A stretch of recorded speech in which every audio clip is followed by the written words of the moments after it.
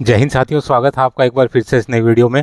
दोस्तों, एक्सर्विसमैन के लिए एक और वैकेंसी की इंपॉर्टेंट अपडेट निकल के आई है और आज की इस वीडियो में हम बात करेंगे कि कहां पर ये वैकेंसी है, टोटल कितनी वैकेंसी हैं, एक्सर्विसमैन का एज रिलैक्सेशन किस प्रकार से रहेगा, सैलरी क्या रहेगी, एग्जाम किस प्रकार से होगा और बाकी सभी चीज़ों को इस वीडियो के माध्यम से डिस्कस करेंगे।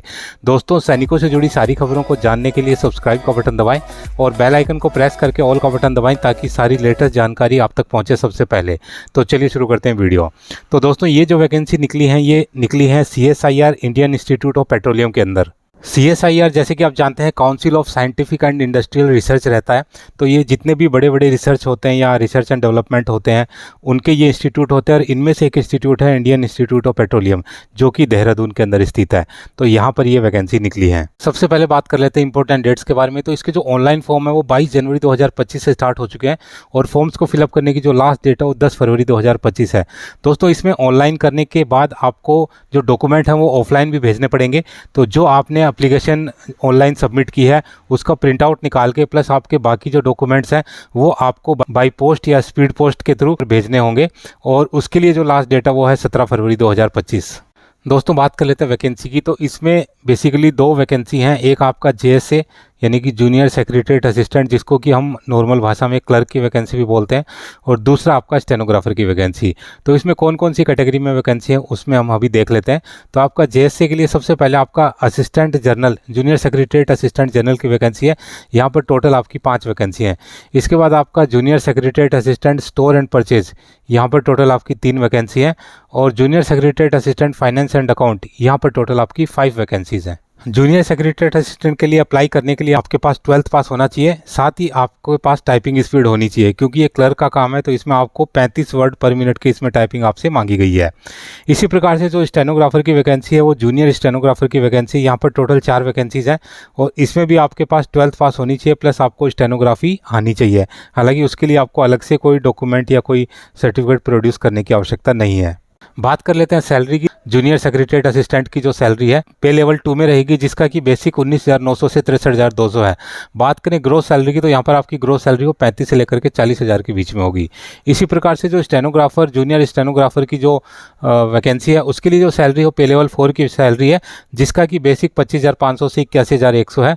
बात करें ग्रोस सैलरी की तो आपकी जो ग्रोस सैलरी रहेगी वो 45,000 से लेकर के 50,000 के बीच में रहेगी। इसके अलावा जो सेंट्रल गवर्नमेंट के दिए जाने वाले जितने भी पर्क्स एंड अलाउंस हैं वो आपको दिए जाएंगे, जैसे कि DA, HRA, TA इत्यादि। इसके अलावा आपको जो न्यू पेंशन स्कीम है उसके थ्रू इसमें कवर किया जाएगा।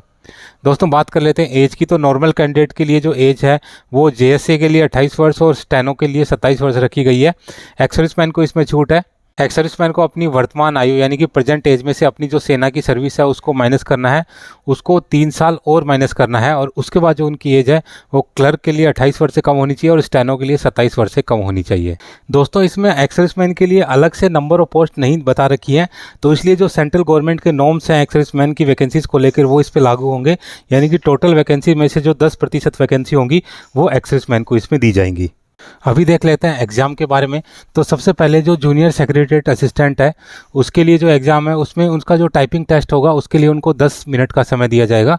उसमें उनको 35 वर्ड पर मिनट के हिसाब से टाइपिंग करनी है और अगर वो हिंदी में टाइपिंग करना चाहते हैं तो 30 वर्ड पर मिनट के हिसाब से टाइपिंग करनी पड़ेगी।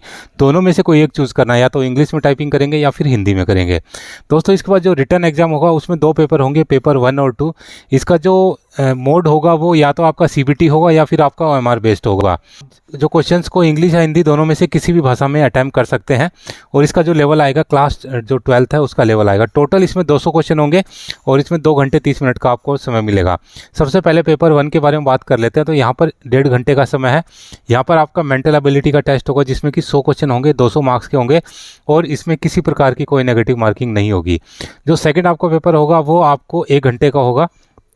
उसमें आपके 2 सब्जेक्ट होंगे, जनरल अवेयरनेस, इसके आपके 50 क्वेश्चन होंगे 150 मार्क्स के और इंग्लिश लैंग्वेज के भी आपके 50 क्वेश्चन होंगे 150 मार्क्स के, बट इसमें आपकी नेगेटिव मार्किंग रहेगी 1 नंबर की। दोस्तों, बात कर लेते हैं स्टेनो के एग्जाम की। तो यहाँ पर जो स्टेनोग्राफी है वो आपको या तो हिंदी में करनी है या फिर इंग्लिश में करनी है। तो अगर आप इंग्लिश में करते हैं तो आपको 50 मिनट का समय मिलेगा और हिंदी में करते हैं तो आपको 65 मिनट का समय मिलेगा।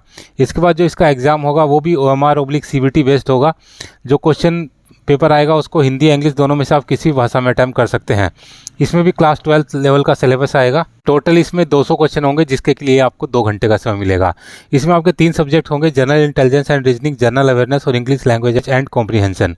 तो जनरल इंटेलिजेंस एंड रीजनिंग के 50 क्वेश्चन होंगे 50 मार्क्स के, जनरल अवेयरनेस के 50 क्वेश्चन होंगे 50 मार्क्स के, और इंग्लिश लैंग्वेज के आपके 100 क्वेश्चन होंगे जो कि 100 मार्क्स के होंगे, और सभी के अंदर आपकी 0.25 की नेगेटिव मार्किंग है।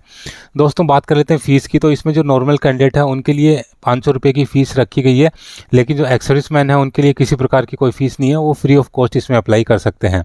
अभी देख लेते हैं कैसे आपको अप्लाई करना है। तो इसका जो ऑनलाइन जो एप्लीकेशन का लिंक है वो मैं डिस्क्रिप्शन में डाल दूंगा, आप वहाँ पर जाके ऑनलाइन अप्लाई कर सकते हैं, और इसका जो नोटिफिकेशन का लिंक है वो भी मैं डिस्क्रिप्शन में डाल दूंगा, तो आप डिटेल में इसको पढ़ सकते हैं। और उसके बाद जब आप ऑनलाइन अप्लाई कर देंगे तो उसको आपको प्रिंट आउट लेना है, प्लस आपको डॉक्यूमेंट्स लगाने हैं, और वो सारे आपको भेजने हैं इस एड्रेस के ऊपर जो कि यहाँ पर दिया गया है। वरिष्ठ प्रशासन नियंत्रक CSIR, भारतीय पेट्रोलियम संस्थान, PO IIP Mohkampur, Haridwar road, Dehradun 248005। तो ये आपको इस एड्रेस पे आपको डॉक्यूमेंट अपने भेजने हैं। एक्स सर्विसमैन को सिर्फ एक ही चीज़ का ध्यान रखना है कि उसको अपना जो डिस्चार्ज बुक है उसकी कॉपी जब ऑनलाइन अप्लाई करते समय तो भी आपको भेजनी है, और जो आपकी जब आप ऑफलाइन भेजेंगे तो भी आपकी सेल्फ सर्टिफाइड जो डिस्चार्ज बुक है वो कॉपी आपको सबमिट करानी है।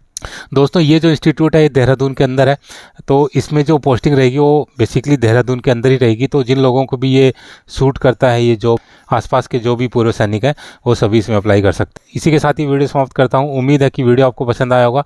वीडियो अगर पसंद आए तो लाइक शेयर और सब्सक्राइब करना ना भूलें, और बने रहें मेरे साथ इसी प्रकार के इंटरेस्टिंग वीडियोज़ के लिए। वीडियो में बने रहने के लिए आप सभी का धन्यवाद। जय हिंद।